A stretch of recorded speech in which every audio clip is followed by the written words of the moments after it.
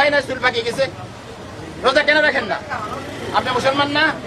আসসালামু আলাইকুম সম্মানিত দর্শক শ্রোতা, আমন্ত্রণ জানাচ্ছি আমাদের নতুন আরো একটি ভিডিওর সাথে।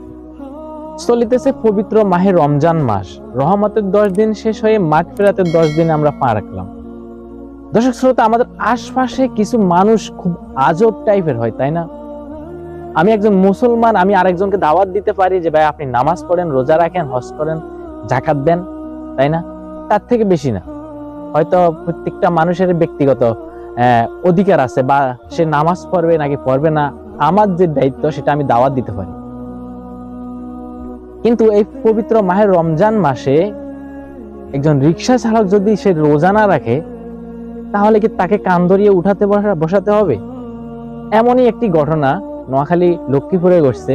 একজন দাড়ি টুপিওয়ালা, অনেক দেখতে আলিমের মতো মনে হয়, তিনি রোজা কেন নেয় সেজন্য মানুষদেরকে, তার সমবয়সী বৃদ্ধ মানুষদেরকে রাস্তায় দাঁড়িয়ে কান ধরাচ্ছে। তাদের অপরাধ, তারা রোজা নেই। চলুন এক নজরে ভিডিওটা দেখে আসি। তারপরে বয়স কিরকম দেখেন, মৃত্যুর ভাই না চুল পাকিয়ে গেছে, রোজা কেন রাখেন না? আপনি মুসলমান না? আপনি মুসলমান? আপনার ছেলে সন্তান আছে না? কেন রোজা রাখতেছেন না? কি জন্য? কি বমি আছে? বমি হলে কি বমি লেগে রোজা ভাঙতে হয়? রোজা ভাঙে না বলছে কি? আসেন, এখানে আসেন। আর কখনো রোজা ভাঙবেন? জীবনে ভাঙবেন না। কেন ধরেন? ধরেন এই পয়সা আপনার সেই শাস্তি। কেন ধরেন? বসেন, বসেন।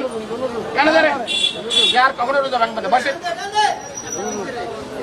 মৃত্যুর ভয় নাই, চুল পাকিয়ে গেছে, কয়দিন পরে কবরে ডাকতেছে, এখনো রোজা ভাঙতেছে।